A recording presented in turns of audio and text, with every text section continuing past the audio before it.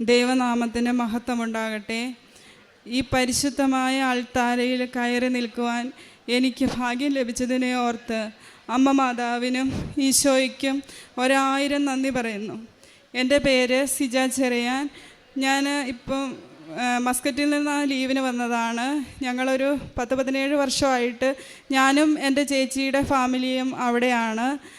ഇടയ്ക്ക് 3 വർഷം മുമ്പ് അവർ UK പോയി. എങ്കിലും അവരുടെ ഉടമ്പടിയിലൂടെയാണ് ഞാൻ ഈ ഉടമ്പടി ജീവിതത്തിലേക്ക് വന്നത്. അതുകൊണ്ടാണ് ഞാൻ അവരെക്കുറിച്ച് ആദ്യം പറഞ്ഞത്. അവരിപ്പോൾ ഇവിടെ ഉടമ്പടി എടുക്കാനായിട്ട് വന്നിട്ടുണ്ട്. അവരുടെ ആദ്യത്തെ ഉടമ്പടി ഓൺലൈൻ ഉടമ്പടി ആയിരുന്നു. ആ ഉടമ്പടിയിലൂടെ അവർക്കൊരു രോഗസൗഖ്യം ലഭിച്ചു. പക്ഷേ എനിക്ക് കിട്ടിയ അനുഗ്രഹങ്ങളാണ് ഞാൻ പറയാൻ ആഗ്രഹിക്കുന്നത്. അവരുടെ ഉടമ്പടിയിലൂടെ ഞാൻ ഇതിലേക്ക് വന്നെങ്കിലും എൻ്റെ ജീവിതത്തിൽ ഒരു പ്രതിസന്ധി ഘട്ടമുണ്ടായ സമയത്ത് എനിക്ക് പെട്ടെന്ന് ഈ ഒരു ഉടമ്പടിയാണ് ഓർമ്മ വന്നത്. ഞാനും എൻ്റെ ഹസ്ബൻഡും ജൂൺ 2023 ഓൺലൈൻ ഉടമ്പടിയാണ് ആദ്യം എടുത്തത്. എൻ്റെ ഹസ്ബൻഡിന് ജോലി നഷ്ടപ്പെട്ട സമയത്താണ് ഞാൻ ഈ ഉടമ്പടിയിലേക്ക് വന്നത്. ആ ഉടമ്പടി വന്ന സമയത്ത് ഇവിടെ വന്ന് എനിക്ക് ഉടമ്പടി എടുക്കാൻ 2023 നവംബർ മാസത്തിൽ സാധിച്ചു. ഞങ്ങൾ 2 പേരും കൂടിയാണ് ഇവിടെ വന്ന് ഉടമ്പടി എടുത്തത്. ഉടമ്പടി എടുത്ത് പ്രാർത്ഥിച്ച് ഞങ്ങൾ പോയി. അന്ന് തൊട്ട് ഇന്ന് വരെ എല്ലാം ദൈവത്തിനോടുള്ളൊരു ദൈവസ്നേഹം എനിക്ക് സത്യം പറഞ്ഞാൽ ഞാനൊരു സാധാരണ ക്രിസ്ത്യാനിയാണ് എന്ന് മാത്രമേ ഉണ്ടായിരുന്നുള്ളൂ. പള്ളിയിൽ ഞായറാഴ്ച എല്ലാവരും പറയുന്നത് കൊണ്ട് പോകും. അങ്ങനെയല്ല കഴിഞ്ഞും എനിക്ക് കൂടുതൽ ബന്ധമൊന്നും ദൈവത്തോട് അത്ര തോന്നിയിരുന്നില്ല. പക്ഷേ ഉടമ്പടി എടുത്ത അന്ന് മുതൽ എനിക്ക് എന്തോ ഒരു ദൈവസ്നേഹം എനിക്ക് നന്നായിട്ട് ഫീൽ ചെയ്യാൻ തുടങ്ങി. അതാണ് എന്നെ ഇപ്പോഴും ഈ ഉടമ്പടിയിൽ നിലനിർത്തുന്നത്. ഫിസിക്കലായിട്ട് ഒത്തിരി അനുഗ്രഹങ്ങൾ എനിക്ക് ഉണ്ടായിട്ടുണ്ട്.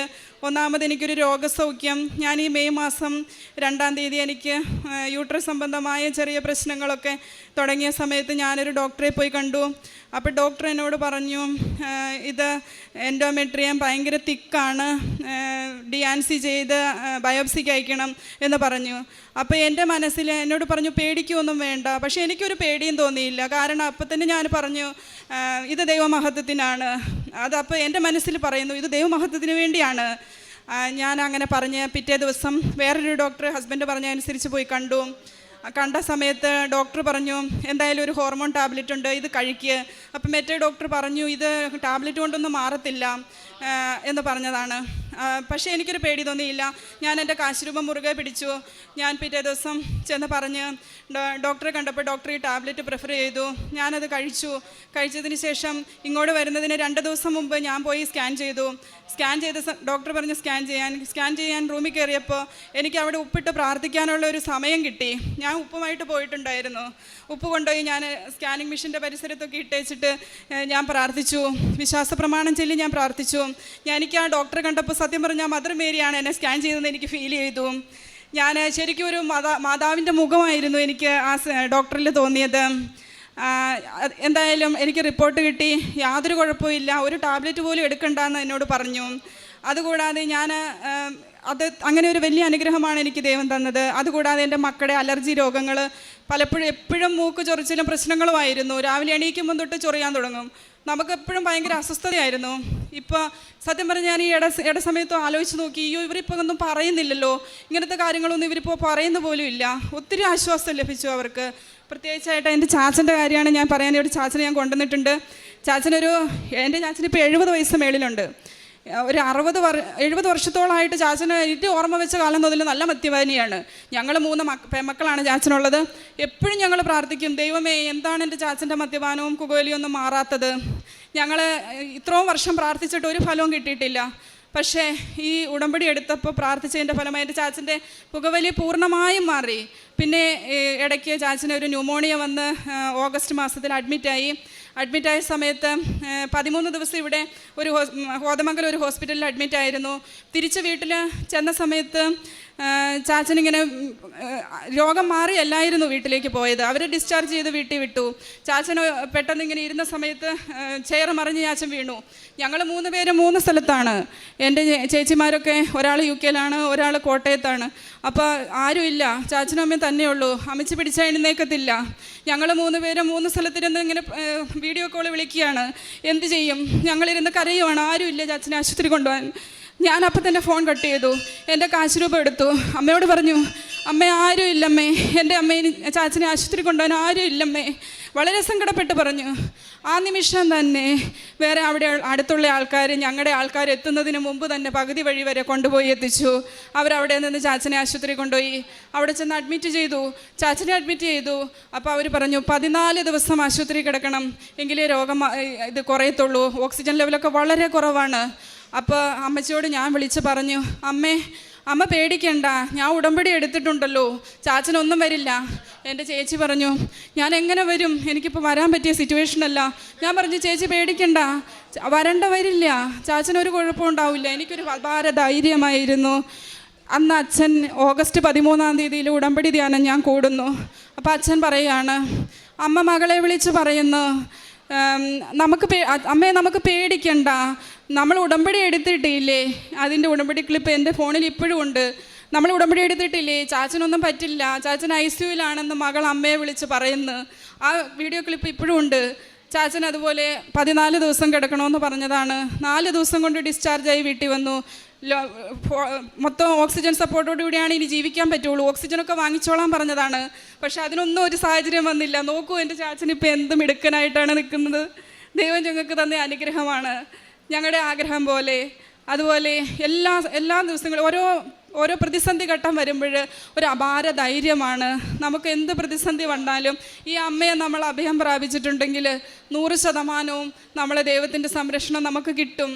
അതുപോലെ വേറെ ഹസ്ബൻഡിൻ്റെ ജോലി, അതാണ് ഏറ്റവും കൂടുതൽ ഞാൻ പറയാൻ ആഗ്രഹിച്ചത്. ഞാൻ ആദ്യം ഉടമ്പടി എടുത്തത് അതുകൊണ്ട് തന്നെയാണ്. ജോലി 12 വർഷമായിട്ട് ഒരു കമ്പനിയിൽ ജോലി ചെയ്തുകൊണ്ടിരുന്നതാണ്. ഒമാനൈസേഷൻ കാരണം ജോലി നഷ്ടപ്പെട്ടു. ആ സമയത്താണ് ഞങ്ങൾ ഉടമ്പടിയിലേക്ക് വന്നത്. ഇപ്പോൾ എനിക്ക് തോന്നുന്നു ആ ജോലി നഷ്ടപ്പെട്ടത് ഒത്തിരി നല്ലതാണ്. കാരണം എനിക്ക് എൻ്റെ ദൈവത്തോട് കൂടുതൽ അടുക്കാൻ പറ്റി. ആ സമയത്ത് ജോലി നഷ്ടപ്പെട്ടപ്പോൾ ഞങ്ങളാകെ ബുദ്ധിമുട്ടിലായി. ഇവിടെ വന്ന് ഉടമ്പടി എടുത്തു. ഞങ്ങൾക്ക് 3 മാസം കൊണ്ടൊന്നും കിട്ടിയില്ല. ഞങ്ങളുടെ പ്രാർത്ഥനകളൊക്കെ ഉണ്ടായിരുന്നു, ഒന്നും കിട്ടിയില്ല. ഒരു സ്ഥലത്ത് 5 പ്രാവശ്യം ഇൻ്റർവ്യൂവിന് പോയി. 6ാമത്തെ പ്രാവശ്യം ഇൻ്റർവ്യൂവിന് ചെല്ലണമെന്ന് പറഞ്ഞ സമയത്ത് അവിടുന്ന് HR-ൽ നിന്ന് വിളിച്ചിട്ട് പറഞ്ഞു, ഇനി വരണ്ട കേട്ടോ, കാരണം ഇവിടെ വേറൊരാൾ സെലക്ട് ആയിട്ടുണ്ട്. അപ്പോൾ ഹസ്ബൻഡ് എന്നെ വിളിച്ചിട്ട് പറഞ്ഞു, ഇതായിരുന്നു ആകെ പ്രതീക്ഷ, അതും പോയി, ഞാൻ എങ്ങനെ മറ്റുള്ളവരുടെ മുഖത്ത് നോക്കും. അപ്പം ഞാൻ പറഞ്ഞു, കുഴപ്പമില്ല, ദൈവം നമുക്ക് എന്തെങ്കിലും അനുയോജ്യമായത് തരും. പക്ഷെ അത് വിശ്വസിക്കാൻ മാത്രം പുള്ളിക്കാകെ അങ്ങ് ഡെസ്പായിരുന്നു. ആ സമയത്ത് ഞാൻ എൻ്റെ കയ്യിലൊരു കൃപാസനം പത്രം ഉണ്ടായിരുന്നു. പത്രം എടുത്ത് പിടിച്ച് ഞാൻ അമ്മയുടെ മുഖത്ത് നോക്കി പറഞ്ഞു, അമ്മേ, ഞങ്ങൾ എന്ത് തെറ്റാണ് ചെയ്തത്, ഞങ്ങൾ എന്താണ് പാലിക്കാത്തത് ഉടമ്പടിയിൽ, ആ ഒരു ബോധ്യം എനിക്ക് തരണം. എന്താ കുഴപ്പമെന്ന് അമ്മ എനിക്ക് പറഞ്ഞു തരണം. ഞങ്ങൾ എന്തെങ്കിലും മിസ്റ്റേക്ക് ചെയ്യുന്നുണ്ടോ? ആ സമയത്ത് എനിക്കൊരു ബോധ്യം കിട്ടിയത് ഞാൻ പറയാൻ ആഗ്രഹിക്കുകയാണ്. ഞാൻ സാമ്പത്തിക സഹായങ്ങളൊക്കെ ചെയ്യാറുണ്ടായിരുന്നു ഞങ്ങൾക്ക് പറ്റുന്നത് പോലെ. പക്ഷേ ഒരു ഫിസിക്കലായിട്ടുള്ള ഒരു സഹായങ്ങൾ ഞങ്ങൾ ആർക്കും അങ്ങനെ ചെയ്യാൻ അവിടെ ഒരു സാഹചര്യങ്ങളും കുറവാണ്. അപ്പം ഞാൻ അമ്മയോട് പറഞ്ഞു, അമ്മേ, ഞാൻ നാട്ടിൽ പോകുന്ന സമയത്ത് ഞാൻ ഏതെങ്കിലും വൃത്തമന്ദിരത്തിലോ അങ്ങനെയൊക്കെ പോയി ഞാൻ ചെയ്തോളാം. അങ്ങനെ ഞാനും അമ്മയും കൂടി ആ പത്രത്തിലൂടെ ഞങ്ങൾ സംസാരിച്ചു. Within A fraction of second, കുറച്ച് സമയം എടുത്തുള്ളൂ. അതിനുള്ളിൽ എൻ്റെ ഹസ്ബൻഡിൻ്റെ കോൾ വന്നു. പറഞ്ഞു, എടി, നാളെ 10 മണിക്ക് ഇൻ്റർവ്യൂവിന് ചെല്ലാനേ വിളിച്ചിരിക്കുന്നു. അപ്പോൾ ഞാൻ പറഞ്ഞു, ഇത് നമുക്ക് ഇതിലൂടെ കിട്ടിയതാണെന്ന് ഒരു തെളിവ് കിട്ടാൻ വേണ്ടിയിട്ടാണ് ഇത് സംഭവിച്ചത്. അത് ഞങ്ങൾക്ക് തെളിയിച്ച് തരുമായിരുന്നു ആ സംഭവത്തിലൂടെ. അന്ന് ഞങ്ങൾ രാത്രി കൃപാസനത്തിൽ ഉപ്പുമായിട്ട് എവിടെയാണോ ഇൻ്റർവ്യൂ നടക്കാനിരുന്നത് ആ സ്ഥലത്ത് പോയി. അവിടെ ആരും ചവിട്ടാത്ത സ്ഥലത്ത് ഞങ്ങൾ ഉപ്പിട്ടു. അവിടെ വിശ്വാസ പ്രമാണം ചൊല്ലി പ്രാർത്ഥിച്ചു. പിറ്റേ ദിവസം 10 മണിക്ക് ഹസ്ബൻഡ് ഇൻ്റർവ്യൂവിന് ചെന്നു. വളരെ പ്ലസൻ്റ് ആയിട്ടാണ് ആ മാഡം സംസാരിച്ചത്. ഇപ്പോഴും ആ സ്ഥലത്താണ് എൻ്റെ ഹസ്ബൻഡ് വർക്ക് ചെയ്യുന്നത്. ഇന്നിപ്പോൾ ഇവിടെ വരാൻ ആഗ്രഹിച്ചതാണ്, പക്ഷെ വരും. ഇന്ന് വരാൻ പറ്റിയില്ല. എങ്കിലും ഞാനത് പറയാൻ ആഗ്രഹിക്കുന്നു. അങ്ങനെ ഇപ്പോഴും ഞങ്ങൾ ആ ഉടമ്പടി ജീവിതം, ഞങ്ങൾ 2023 ജൂൺ 5-ാം തീയതി ഉടമ്പടി എടുത്തത് മുതൽ ഇന്ന് വരെ രാവിലെ 5:30 എന്നൊരു സമയമുണ്ടെങ്കിൽ ഈശോയുടെ മുമ്പിൽ മുട്ടുകുത്തും. അല്ലാതെ ഞങ്ങൾക്ക് പറ്റത്തില്ല. കാരണം ആ സമയം ഞങ്ങൾക്ക് വളരെ എന്തോ എവിടെയാണെങ്കിലും, ചിലപ്പോൾ വെള്ളിയാഴ്ചയൊക്കെ ഒരു 2 മണി സമയത്തൊക്കെ ആയിരിക്കും ഞങ്ങൾ ചിലപ്പോൾ കിടക്കുക, ഇതിലൊക്കെ പോയിച്ച് വന്നിട്ട്. പക്ഷേ 5:30 ആകുമ്പോൾ ഞങ്ങൾ കറക്റ്റ് എണീക്കും. കാരണം ഞങ്ങൾക്ക് എന്തോ ഒരു കൃപ കിട്ടി. മാനുഷികമായിട്ട് സാധ്യമല്ല. മാനുഷികമായി ചിന്തിച്ചാൽ എനിക്ക് ഒട്ടും സാധ്യമല്ലാത്ത കാര്യമാണത്. പക്ഷേ ദൈവികമായ ഒരു ശക്തി എപ്പോഴും നമ്മളെ മുന്നോട്ട് നയിക്കുന്നു. അതുപോലെ മറ്റ് ആർക്കെങ്കിലും ഒരു ബുദ്ധിമുട്ട് പറഞ്ഞാൽ എനിക്ക് അവരുടെ അടുത്ത് പോകാതിരിക്കാൻ പറ്റത്തില്ല. കാരണം ഞാൻ അങ്ങനെയൊന്നും ആയിരുന്നില്ല. പക്ഷേ ഈ ഉടമ്പടി വന്നു കഴിഞ്ഞപ്പം ഒരു ബുദ്ധിമുട്ട് ആരെങ്കിലും പറയുമ്പോൾ അത് എൻ്റെ ബുദ്ധിമുട്ടായിട്ടാണ് എനിക്ക് ഫീൽ ചെയ്യുന്നത്. അങ്ങനെ ഒരു അനുഭവങ്ങളിലൂടെ ഞങ്ങളിങ്ങനെ പോകുന്നു. ഇനിയും എത്ര കാലം ദൈവം നമുക്ക് ആയുസ് തരുന്നുവോ അത്രത്തോളം ഈ ഉടമ്പടിയിലായിരിക്കാനാണ് ഞാൻ ആഗ്രഹിക്കുന്നത്. ഭൗതിക നേട്ടങ്ങളെക്കാൾ ഉപരി ഒരു നിത്യജീവൻ, അച്ഛൻ ഉടമ്പടിയിലെ ധ്യാനങ്ങളിൽ എപ്പോഴും പറയുന്നത് പോലെ നിത്യജീവൻ ലക്ഷ്യമാക്കിയുള്ള ഒരു യാത്രയാണ്. നമ്മളൊക്കെ സത്യത്തിൽ ഭയങ്കര ഭാഗ്യവാന്മാരാണ്. ഈ സമയത്ത് ഇവിടെ ആയിരിക്കാൻ ചെറിയ ചെറിയ സഹനങ്ങളിലൂടെ ദൈവസന്നിധിയിലേക്ക് നമ്മളെ കൂട്ടുവിളിച്ചിരിക്കുകയാണ്. എത്ര വലിയ അനുഗ്രഹങ്ങളാണ് നമുക്ക് ഈ സഹനത്തിലൂടെ ദൈവത്തിൻ്റെ സന്നിധിയിലേക്ക് എത്തിച്ചെല്ലുവാൻ നമ്മളെ അനുഗ്രഹിക്കുന്നത്. ഇവിടെ ഇരിക്കുന്ന ആരും വിഷമിക്കേണ്ട, എല്ലാവരെയും മാതാവ് ഈശോയിലേക്ക് എത്തിക്കാൻ വേണ്ടി ഇവിടെ കൊണ്ടുവന്നതാണ്. നിങ്ങളുടെ ജീവിതത്തിൽ എന്ത് സഹനങ്ങളുണ്ടായാലും എന്ത് ബുദ്ധിമുട്ടുണ്ടായാലും ആത്മാർത്ഥമായിട്ട് വിളിച്ചു കഴിഞ്ഞിട്ടുണ്ടെങ്കിൽ 100% ആത്മാർത്ഥമായിട്ട് എൻ്റെ അനുഭവത്തിലൂടെ എനിക്ക് പറയാൻ കഴിയും. വരും, ദൈവം നമ്മുടെ അടുത്തേക്ക് വരും. നമ്മുടെ ബുദ്ധിമുട്ടുകളിൽ കൂട്ടു നിൽക്കും. പ്രതിസന്ധികൾ ഉണ്ടാകും, കൂടുതലുണ്ടാകും. പക്ഷേ അതിലെല്ലാം നമുക്ക് കടന്നു പോകുവാനുള്ള ഒരു ധൈര്യം, അതാണ് ഉടമ്പടി. സ്വർഗത്തിലേക്കുള്ള ഒരു വാതിലാണ് ഉടമ്പടി. അതാണ് എനിക്ക് ഫീൽ ചെയ്തത്. അമ്മ മാതാവിനും തിരുക്കുമാരാനും പിന്നെ ഞങ്ങളുടെ ചെയ്യുന്ന കാരുണ്യ പ്രവർത്തനങ്ങൾ പറയാൻ ആഗ്രഹിക്കുന്നു. സാമ്പത്തികമായിട്ട് ഞങ്ങളുടെ സാലറിയിൽ കിട്ടുന്ന ഒരു ശതമാനം ഞങ്ങൾ നീക്കി വയ്ക്കുന്നുണ്ട്. പറ്റുന്ന ഈ ഓൺലൈൻ അല്ലാതെയുള്ള സഹായങ്ങളൊക്കെ ആരെങ്കിലും ആവശ്യപ്പെടുന്നതനുസരിച്ച് ചെയ്യുന്നുണ്ട്. പിന്നെ ഫിസിക്കലായിട്ട് അവിടെ അങ്ങനെ സാഹചര്യങ്ങൾ കുറവായതുകൊണ്ട് അത്ര ചെയ്യാറില്ല, എങ്കിലും സാമ്പത്തികമായി സഹായിക്കാറുണ്ട്. പിന്നെ ഇവിടെ വരുന്ന സമയത്ത് ഞങ്ങളെ കൊണ്ട് പറ്റുന്ന രീതിയിൽ ഇങ്ങനെയുള്ള ആശ്രമങ്ങളൊക്കെ സന്ദർശിച്ച് അവർക്ക് വേണ്ടിയിട്ട് കഴിഞ്ഞ പ്രാവശ്യം ഞാൻ വന്നപ്പം അമ്മയോട് പറഞ്ഞ വാഗ്ദാനം അനുസരിച്ച് ഞാനൊരു ഓൾഡ് ഏജ് ഹോമിൽ പോയി 3-4 ദിവസം അവിടെ ശുശ്രൂഷ ചെയ്തു. ആ സമയത്ത് എൻ്റെ മദറിൻലോ ആശുപത്രിയിലായതുകൊണ്ട് പിന്നെ അങ്ങോട്ട് പോകേണ്ട വന്നതുകൊണ്ട് പെട്ടെന്ന് അങ്ങോട്ട് പോകേണ്ട വന്നു. എങ്കിലും 3-4 ദിവസം വളരെ സന്തോഷത്തോടു കൂടി അവരെ കുളിപ്പിക്കാനും അവരെ സ്നേഹിക്കാനും കുറച്ച് സമയം അവിടെ ആയിരിക്കാനും ഒക്കെ ഒരു വലിയ കൃപ എനിക്ക് ദൈവം തന്നു. എനിക്ക് എന്ത് ചെയ്യുമ്പോഴും ഭയങ്കര സന്തോഷമാണ്. എന്ത് ചെയ്തു കൊടുക്കുമ്പോഴും അത് ദൈവത്തിന് വേണ്ടി ചെയ്തു കൊടുക്കുന്നു എന്നൊരു തോന്നലാണ്. എന്നെ ചില സമയത്ത് എനിക്ക് ഫീൽ ചെയ്യും, നീ അവിടെ പോകണം, നീ അത് ചെയ്യണം. ഞാൻ ഈ ഉടമ്പടി കാശുരൂപമായിട്ട് പല സ്ഥലത്തും പോയിട്ടുണ്ട്. ബുദ്ധിമുട്ട് പറയുന്ന എല്ലാവരുടെ അടുത്ത് ഞാൻ പോവും. ഞാൻ ഉടമ്പടി തൈലം അവർക്ക് നെറ്റിയിൽ കുരിശ് വരച്ച് ഞാൻ പ്രാർത്ഥിക്കും. കുടുംബ പ്രാർത്ഥനകളോ ഇന്ന് വരെ മുടങ്ങിയിട്ടില്ല. അന്ന് മുതൽ ഇന്ന് വരെ ഞങ്ങളുടെ വീട്ടിൽ ഒരു ദിവസം പോലും കുടുംബ പ്രാർത്ഥന ഇല്ലാതിരുന്നിട്ടില്ല. ഏത് രാത്രിയിലാണ് വരുന്നതെങ്കിലും ഞങ്ങൾക്ക് അതിൻ്റെ ഇമ്പോർട്ടൻസ് ഞങ്ങൾക്ക് മനസ്സിലായി. ഞങ്ങൾ പ്രാർത്ഥിച്ചിട്ടേ കിടക്കാറുള്ളൂ. യെശയ്യാ പ്രവാചകന്റെ പുസ്തകം 26-ാം അധ്യായം 3-ാം തിരുവചനം അരുളി ചെയ്യുന്നു: അങ്ങയിൽ ഹൃദയമുറപ്പിച്ചിരിക്കുന്നവനെ അങ്ങ് സമാധാനത്തിൻ്റെ തികവിൽ സംരക്ഷിക്കുന്നു. എന്തെന്നാൽ അവൻ അങ്ങയിൽ ആശ്രയിക്കുന്നു. കർത്താവിൽ എന്നേക്കും ആശ്രയിക്കുവിൻ. ദൈവമായ കർത്താവ് ശാശ്വതമായ അഭയശിലയാണ്. ഇന്ന് സിജ ചെറിയാൻ എന്ന ഈ മകൾ തൻ്റെ അപ്പച്ചനുമായിട്ട് ഇവിടെ വന്ന് നിന്ന് ദൈവത്തെ മഹത്വപ്പെടുത്തി ദൈവം തങ്ങളുടെ ജീവിതത്തിൽ ചൊരിഞ്ഞ കൃപകൾക്ക് നന്ദി പറയുകയാണ്. തൻ്റെ ചേച്ചിയിലൂടെ ഓൺലൈൻ ഉടമ്പടി ചേച്ചിയാണ് ആദ്യം എടുത്തത്. അങ്ങനെ ഉടമ്പടിയെക്കുറിച്ച് അറിഞ്ഞിരുന്നു. എന്നാൽ ഉടമ്പടി ജീവിതം തുടരുവാനോ ഉടമ്പടി എടുക്കുവാനോ ആദ്യമേ അത്ര താല്പര്യമുണ്ടായിരുന്നില്ല. പിന്നീട് തങ്ങളുടെ ജീവിതത്തിൽ തങ്ങൾക്ക് ഏറ്റവും ബുദ്ധിമുട്ടേറിയ ഒരു സാഹചര്യങ്ങളിലൂടെ കടന്നു പോകുമ്പോൾ നാം കേട്ട തിരുവചനം പോലെ എങ്ങനെയാണ് കർത്താവിൽ ആശ്രയിക്കുന്നവനെ സമാധാനത്തിൻ്റെ തികവിൽ കർത്താവ് സംതൃപ്തിപ്പെടുത്തുക. അത് പിന്നീട് തങ്ങളുടെ ഉടമ്പടി എടുത്ത് ഹസ്ബൻഡും വൈഫും ഒരുമിച്ച് വന്ന് ഉടമ്പടി എടുക്കുന്നു. ഉടമ്പടി ജീവിതം ഒരുമിച്ച് തുടരുന്നു. 5:30 എന്നൊരു സമയമുണ്ടെങ്കിൽ അത് തങ്ങൾക്ക് ദൈവത്തെ ഓർക്കുവാനുള്ള സമയമായിട്ട് പ്രഭാതത്തിൻ്റെ താക്കോലും പ്രദോഷത്തിൻ്റെ ഓടാമ്പലുമായിട്ട് ഇന്ന് പ്രാർത്ഥന പലരുടെയും ജീവിതത്തിൽ നിറഞ്ഞു നിൽക്കുകയാണ്. അത് ഉടമ്പടി എടുക്കുന്ന ഓരോ മക്കൾക്കും അതാണ് ഇന്ന് ഇവിടെ ഈ അൾത്താരയിൽ, അമ്മ പ്രത്യക്ഷപ്പെട്ട അൾത്താരയിൽ പങ്കുവയ്ക്കുവാനുള്ളത്. പ്രഭാതത്തിൽ നാം തുറക്കുകയാണ് വാതിൽ, ഹൃദയത്തിൻ്റെ വാതിൽ നാം തുറക്കുന്നു. കർത്താവുമൊത്തുള്ള ഒരു സഞ്ചാരം നാം തുടങ്ങുന്നു. അമ്മ അതിന് നമ്മുടെ കൈ പിടിക്കുന്നു. അങ്ങനെ ഇന്ന് ഈ മകൾക്ക് തൻ്റെ ഹസ്ബൻഡിന് 12 വർഷമായിട്ടുണ്ടായിരുന്ന ജോലി നഷ്ടപ്പെടുന്നതും പിന്നീട് എങ്ങനെയാണ് ഉടമ്പടിയിലൂടെ അതും ഒരേ ഒരു വേക്കൻസി ഉണ്ടായിരുന്നു. 5 പ്രാവശ്യം ഇൻ്റർവ്യൂവിന് കഴിഞ്ഞതാണ്. 6ാമത്തെ പ്രാവശ്യത്തെ ഇൻ്റർവ്യൂവിന് ചെല്ലണ്ട എന്ന് പറയുന്നു. എന്നാൽ അമ്മയുടെ പത്രം കയ്യിലെടുക്കുകയാണ്, വിശുദ്ധ വചനങ്ങളടങ്ങിയ കൃപാസന പത്രം. ആ പത്രം കയ്യിലെടുത്ത് അമ്മയോട് ചോദിക്കുന്നുണ്ട്, ഞങ്ങൾ എന്താണ്, എവിടെയാണ് എനിക്ക് തെറ്റിപ്പോയത്, അമ്മ എന്നോട് പറഞ്ഞു തരിക. അതുകൊണ്ട് തന്നെയാണ് കൃപാസന പത്രം എന്ന് പറയുന്നത് അത് വെറും ഒരു പത്രമല്ല, പരിശുദ്ധ അമ്മയുടെ കരങ്ങളാണ്, ഈശോയിലേക്ക് നമ്മെ അടുപ്പിക്കുന്ന കരങ്ങളെന്ന് ബഹുമാനപ്പെട്ട VP ജോസഫ് അച്ഛൻ നമ്മോട് പറയാറുണ്ട്. അപ്പോൾ ആ പത്രമെടുത്ത് ഈ മകള് പ്രാർത്ഥിച്ചു. പിന്നീട് അങ്ങോട്ട് എങ്ങനെയാണ് തൻ്റെ ഹസ്ബൻഡിന് വേണ്ട എന്ന് പറഞ്ഞിരുന്ന സ്ഥലത്ത് തന്നെ ആ മകന് ജോലി ലഭിക്കുന്നു. അത് ഇന്നും തുടരുന്നു എന്നാണ് നാം കേട്ടത്.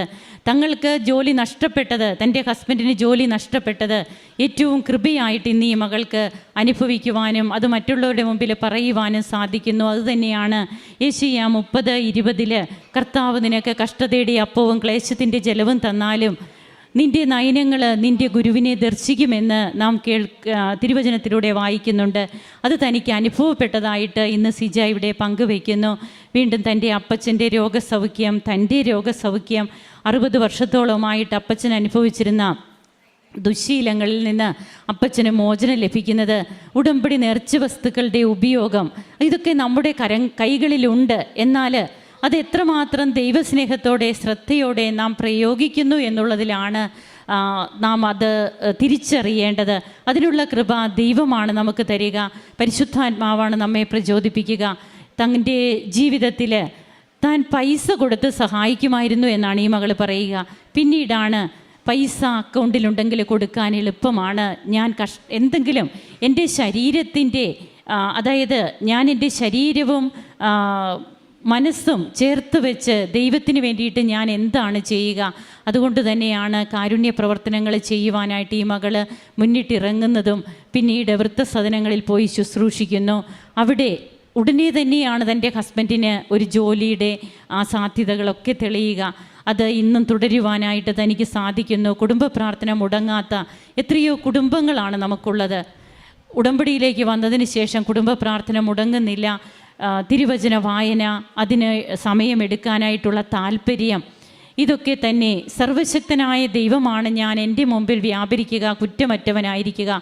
നിയമാവർത്തന പുസ്തകത്തിൽ കർത്താവ് അരുളി ചെയ്യുന്ന ദൈവം അരുളി ചെയ്യുന്ന ഈ വാക്കുകൾ ഇന്ന് ഉടമ്പടിയെടുത്ത ഓരോ മക്കളുടെയും ജീവിതത്തിൽ പ്രതിധ്വനിക്കുമ്പോൾ തീർച്ചയായും ഇത് നമ്മുടെ യോഗ്യതയല്ല, it is not by merit but by grace, അതൊന്നു മാത്രമാണ് നമുക്ക് പറയാൻ കഴിയുക. അതുകൊണ്ട് തന്നെയാണ് നാം തിരുവചനങ്ങളിലൂടെ ഇപ്രകാരം പറയുക. തിരുവചനങ്ങൾ നമ്മോട് പറയുമ്പോൾ നമുക്കത് കൂടുതൽ ശ്രവിക്കുവാനായിട്ട് സാധിക്കുക. അങ്ങയുടെ നാമവും അങ്ങയുടെ ഓർമ്മയുമാണ് ഞങ്ങളുടെ ഹൃദയാഭിലാഷം. ഇതാണ് ഇന്ന് ഉടമ്പടിയെടുത്ത് ഫിസിക്കൽ ഫേവേഴ്സ് മാത്രമല്ല, തങ്ങളുടെ ജീവിതത്തിൽ നിത്യജീവനെ ലക്ഷ്യമാക്കിക്കൊണ്ടുള്ള ഒരു ജീവിതം അത് നയിക്കുവാനായിട്ട് ഇന്ന് പല മക്കളെയും സിജ ചെറിയാനെയും ഉടമ്പടി സഹായിച്ചു എന്നുള്ളതാണ് നമുക്ക് കേൾക്കുവാൻ കഴിയുക. നമുക്ക് കരങ്ങളടിച്ച് ദൈവത്തെ മഹത്വപ്പെടുത്താം, ആരാധിക്കാം. ഈശോയ്ക്കും അമ്മയ്ക്കും നന്ദി പറയാം.